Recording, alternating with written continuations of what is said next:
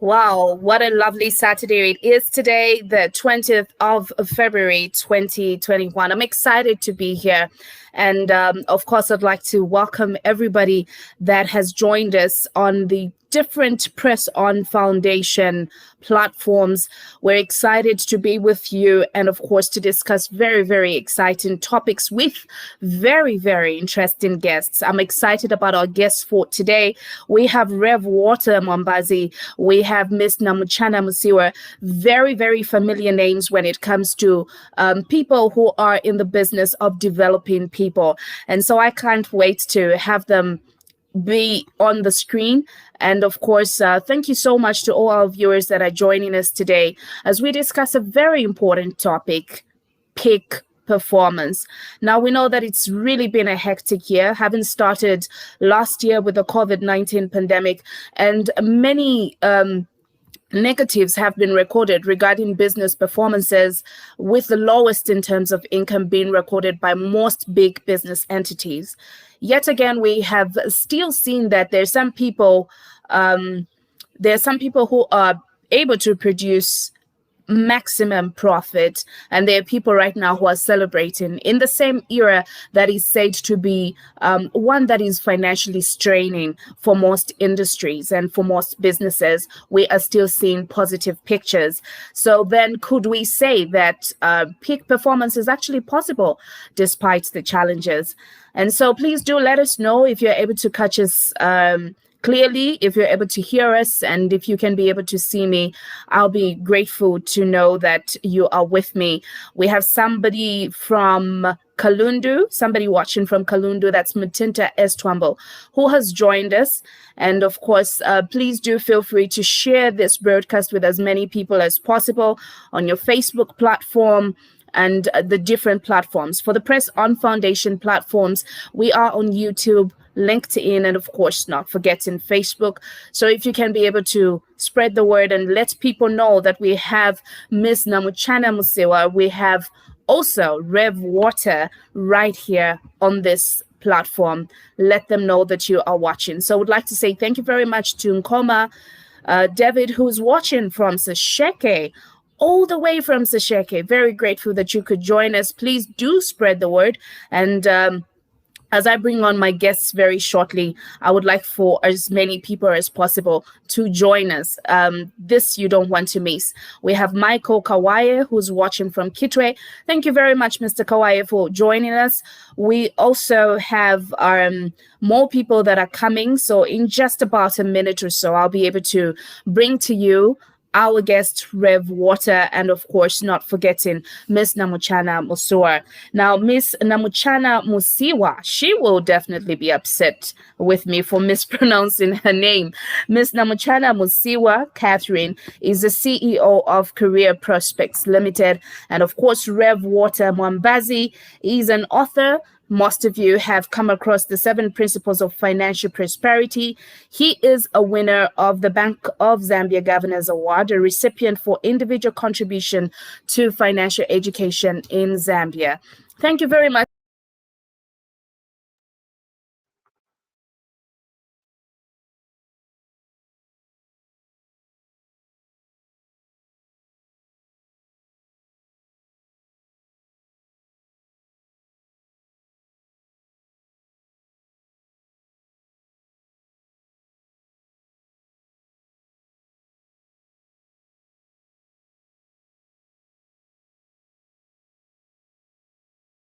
Shortly, we'll have Reverend Water Mwambazi and Miss Namuchana Musiwa joining us on this live broadcast. But of course, as we wait for them to come through, a very warm welcome to Tendai Kabango from Ndola, not forgetting Wisdom Mobiana. My guests are right here, and I'm so excited.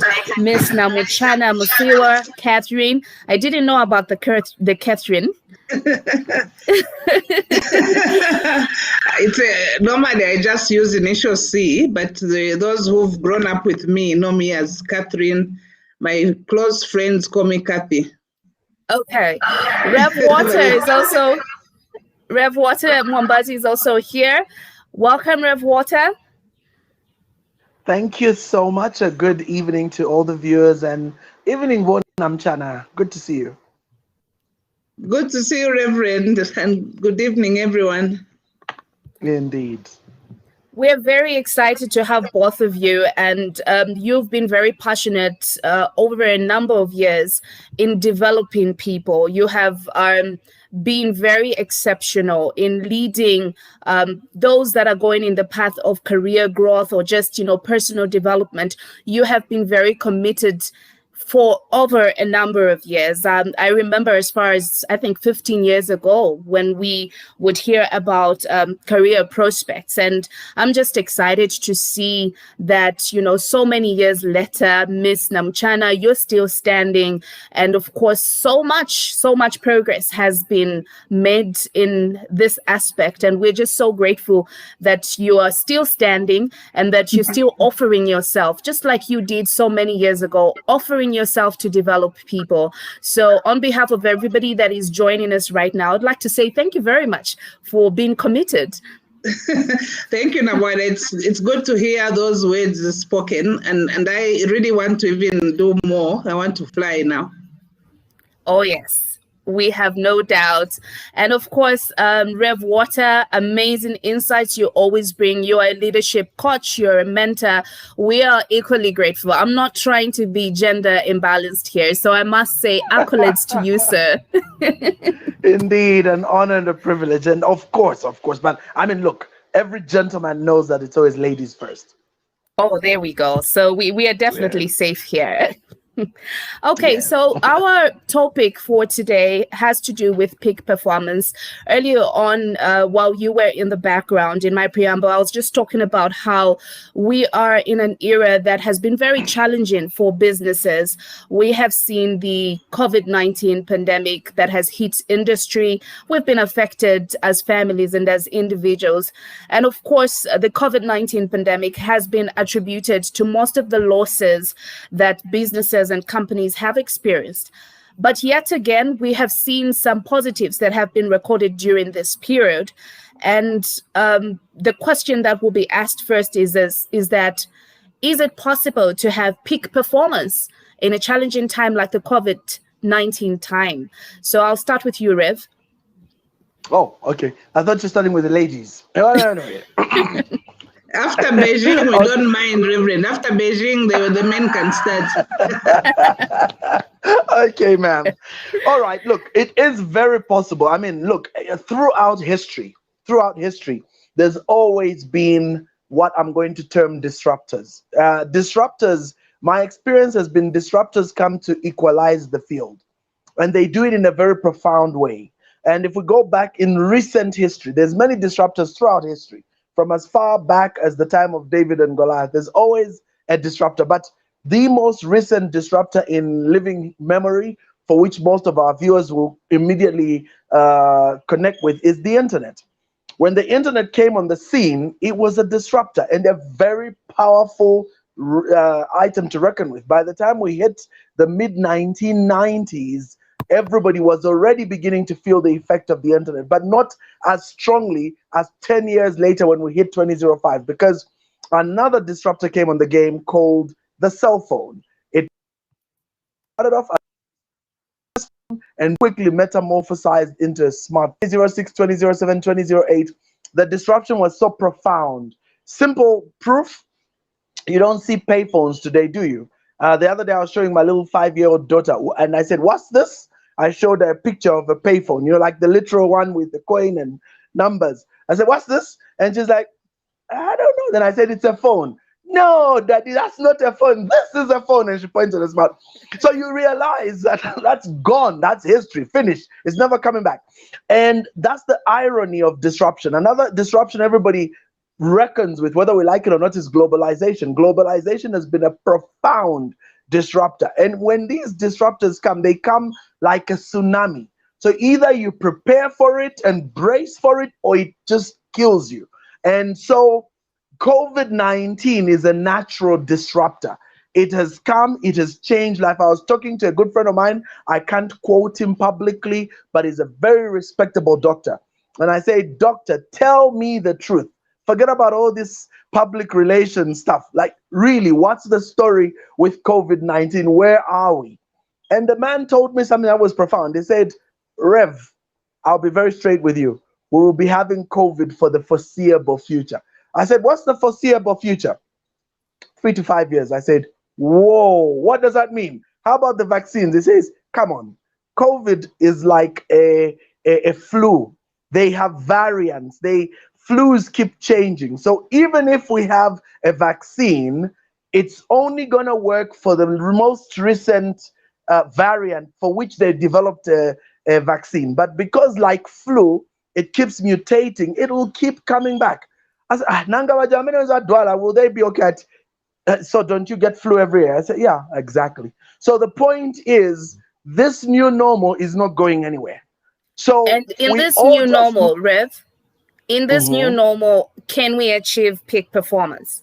Yes, because in every disruption, there's always been people that have fallen and there's people who've risen. So the key is to find a way to ride the crest of the wave rather than get caught in the trough. So yes.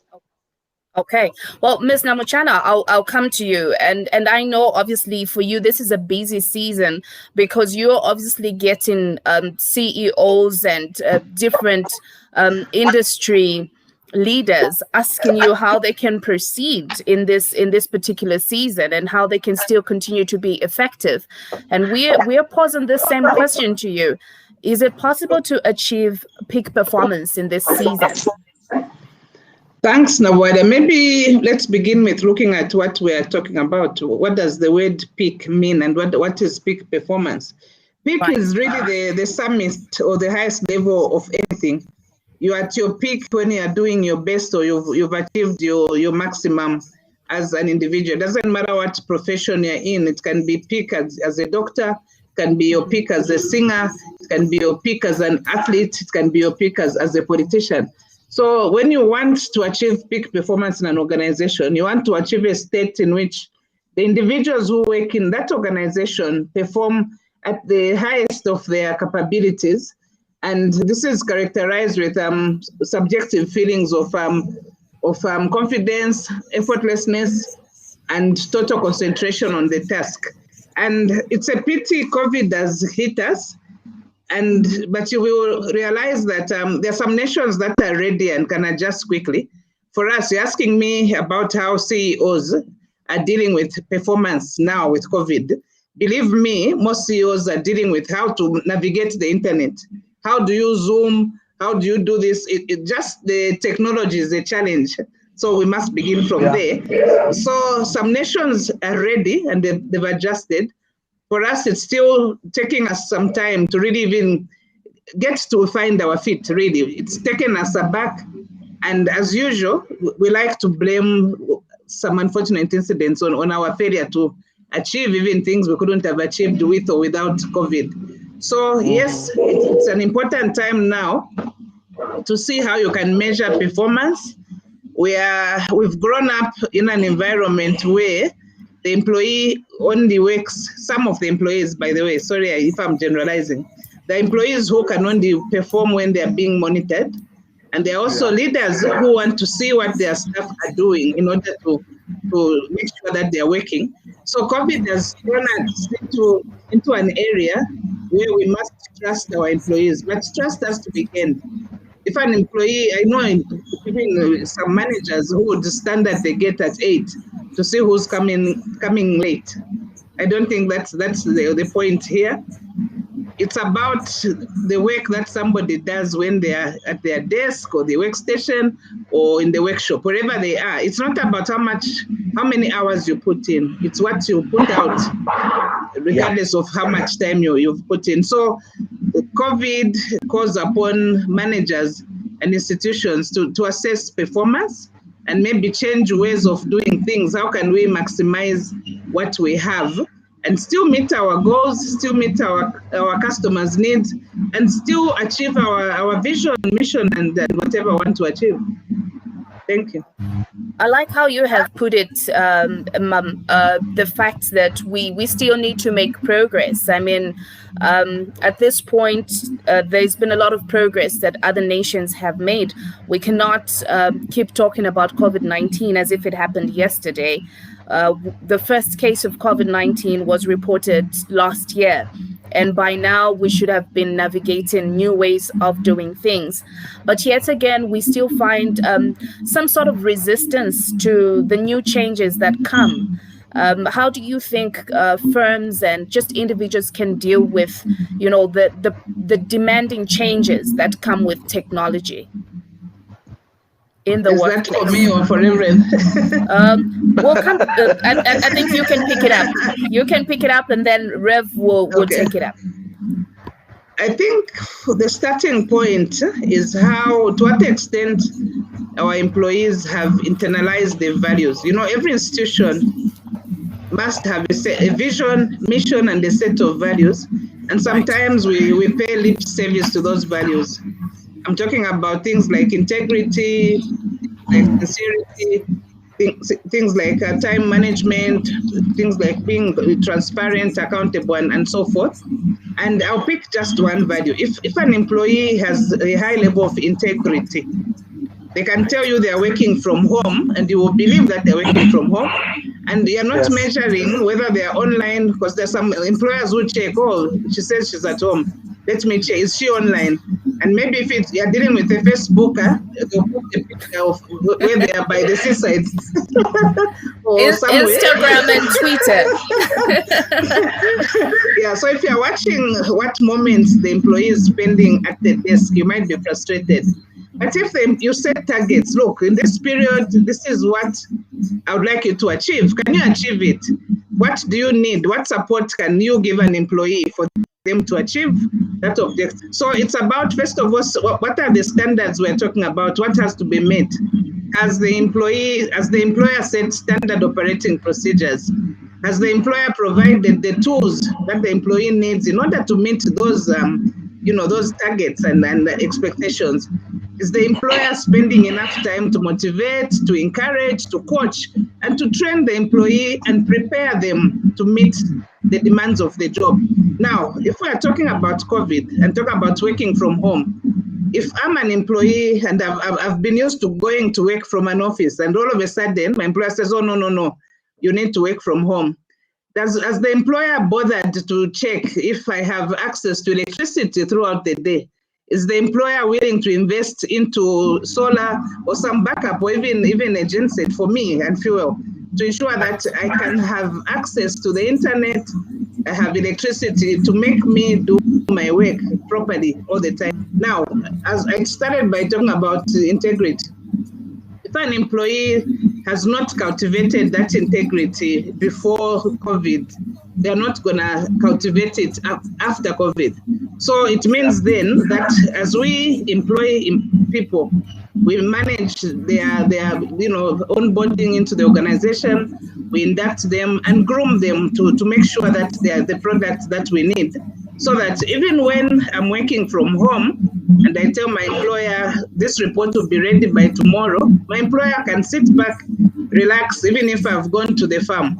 But again, that's where how serious are individuals, in terms of the values that are expected from them. To what level do they uphold core values? So I'll end there for now. Rev, would you like to come in? Yes, in fact, I picked up one very powerful, and I think I'll start from there. And the first, for me, I've always believed that if we want to see peak performance really take off at an individual level, because at the end of the day, when you think about it, when all is said and done, you can have all systems, you can have all the processes, you can have all the tools, you can even have an environment that is designed to bring out the best in people. But the people themselves are critical. That's why every great organization has to invest in its people. And I mean, of course, when we use the term invest, it is a very wide term. But in this case, I just want to zero in on the people, because they are the ones that will make this whole equation work. So in those people, there are three key things that must happen, which I always like to highlight, and I can go deep into each one if you want me to. The Please first do. one, right off the bat, I'll pick Wondamchana's words there. Every individual as well as the company must raise its standards. That really, for me, is the start of everything. Because at the end of the day, you have standard operating procedures. Great. You have, service level agreements. Yes. You have all these various indicators that you want to use to determine your output. But at the end of the day, what's the standard that you're setting? What's the benchmark? Because I think for a lot of people, that's really, really the saddest reality. Because excellence is really you're what you. It's actually not somebody. It's Aristotle. You are what you repeatedly do. Therefore, excellence is not. Sorry, excellence is not an act. Habit. My goodness, I struggled out. So we are what we repeatedly do. Therefore, excellence is not an act but a habit. So what does that then mean? That means that if we want to be excellent, we get that same word X and add it to ordinary, and we form the word extraordinary. So you have to rise above what is the ordinary. So obviously, if you're operating in a place of blind people, a one-eyed man is king, which is pretty sad because a one-eyed person is still below a two-eyed person. So the one is monoscopic in vision, the other one is stereoscopic. So the second person sees far better than the first one. But that doesn't take away the point, and the point is simple. The point is, if we can make it a point as individuals to raise our standards to a level where they are international in nature, we are definitely going to see greater results. So number one, we must raise our standard. Then number two, which is also very, very important, is that we have to change our belief systems. We again come from an environment, especially here in Zambia, we come from an environment where I believe a lot of Zambians generally are very apologetic, even when they shouldn't be. We have very, very messed up belief systems in terms of our operations, and these things have massively affected our output, and we are just not achieving what we can achieve because our internal programming is messed up. So that itself must be changed, and again, I can go into detail if you want me to. And then the third one, which is also very, very critical, is we must change our belief systems and change our strategy. We are now at a stage in this nation, in this world, where we must change strategy. We can't operate at the level we're operating before, because you know very well that COVID has changed things. So we're not going to sit around and complain about COVID, as you said, Namwalia. It's here. It's not going anywhere. And going by the experts, I think we're looking at a whole year of this. This is not changing. So we can't continue operating using old methods to change new scenarios and new things. So we're at a place now where we must change our strategy altogether. So there's a need at personal level, community level, company level, corporate level, national level. There has to be a change of strategy, because this is not going away. So like Namchana highly emphasized, we have to start the whole thing. Okay, so digital platforms are the new thing. How do we get around this? We must deal with this. How do we deal with the issue of empowering members of staff to really get into the utilization of all these tools and platforms? You all know that at one point everybody frowned at Facebook. You frown at Facebook right now, you do it at your own peril. People thought, WhatsApp is too informal. Let's, email. Yeah, well, that's fine, but the truth of the matter is that WhatsApp can be very effective for creating small little concentrated groups that can quickly allow people to chat between each other for the purposes of ensuring that work is going on. So that again is very, very powerful. And then there are many other aspects as well. But I think for now, those are the three major issues I can highlight. And so let me stop here just to allow you to pick it up again, Nawali. And if there's anything you want me to go deeper into, I'm happy to do so.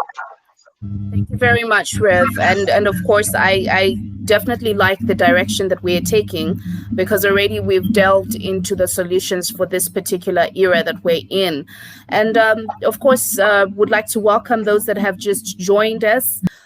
Please feel free to spread the word. This is a very fruitful and interesting discussion that we're having on the different platforms that we're coming to you from, the Presson Foundation platforms on YouTube and LinkedIn, and of course, not forgetting Facebook.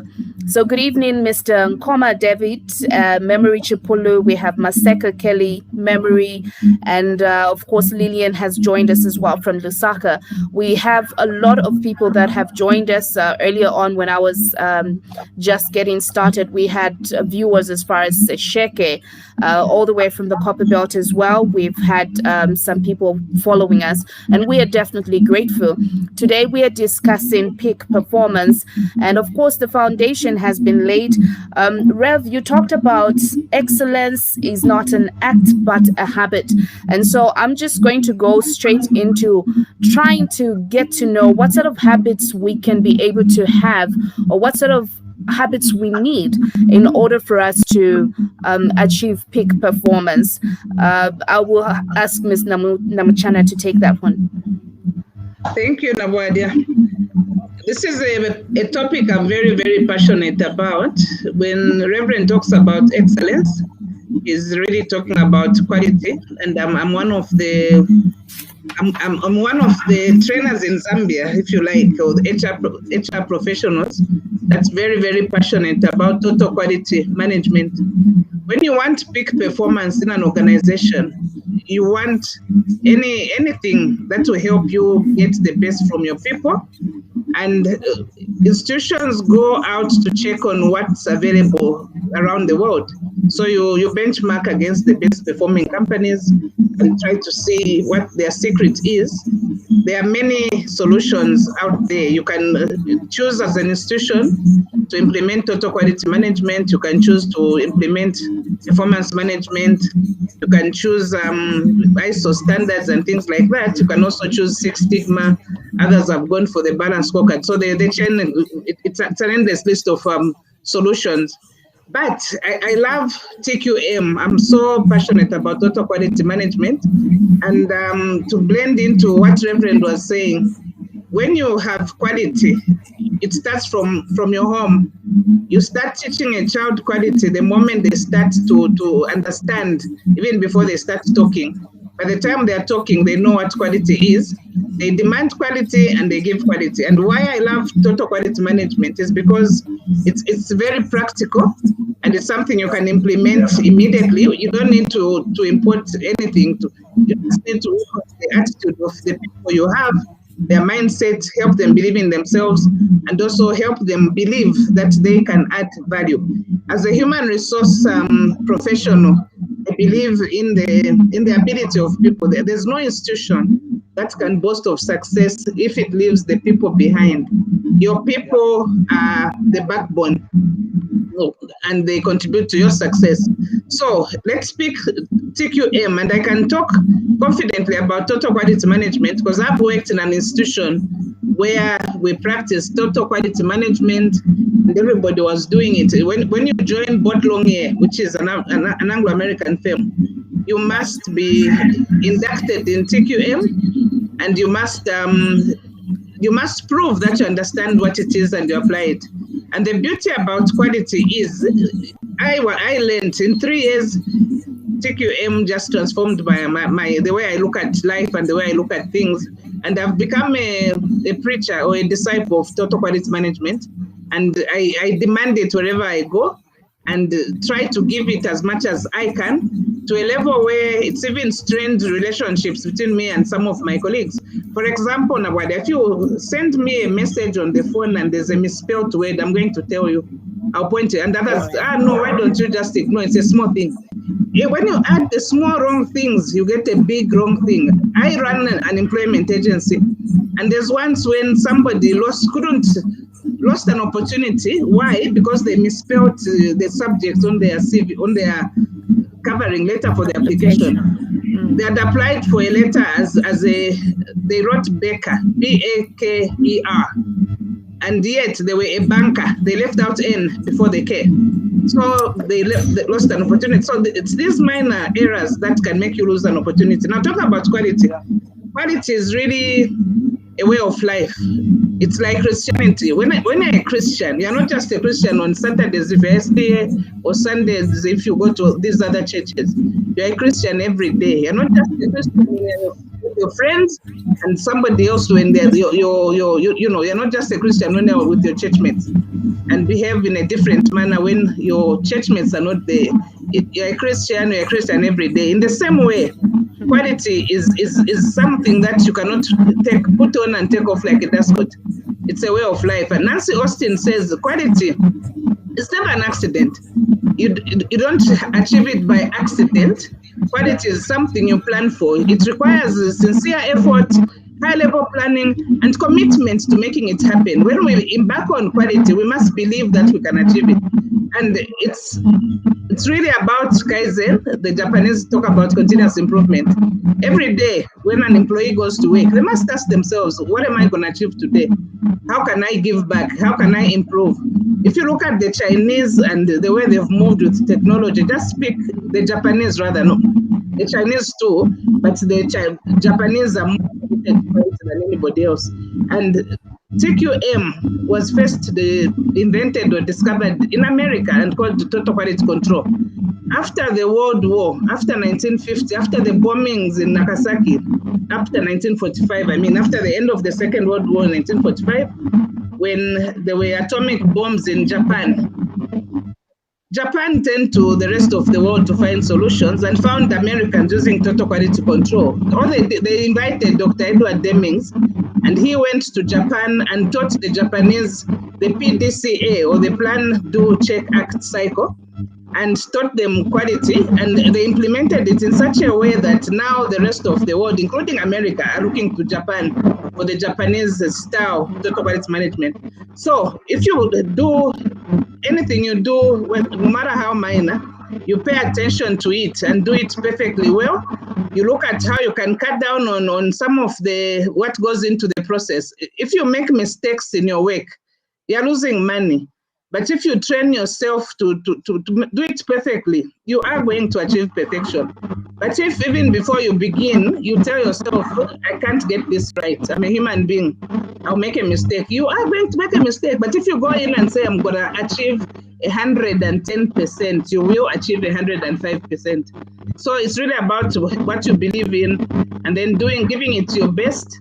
And then my employer should also appreciate what I'm doing. And appreciation is not all about money. Maybe just a word to commend my effort. Oh, you're doing well done, and things like that. So there are many, many things. But again, talking about how we can bring about this change, I love to share a formula for success by Japanese professor Kaoru Inamori. Kaoru Inamori says that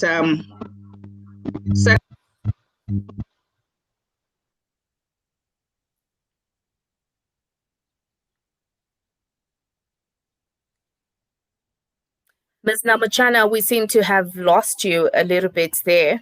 But perhaps I can ask Rev to come in. Ms. Namachana has talked about total quality management and the fact that quality is a way of life. And anything that has to do with a way of life, Rev, you come to my mind because you're always giving tips on how people can better improve themselves and become much better. You will have most of the times maybe a 6-point guide on how somebody can become better at something, how they can become better leaders. But in line with leadership, still on developing habits that will achieve peak performance. Rev Water, I'd like you to now speak to the leaders, having obviously mentioned that everything starts at individual level.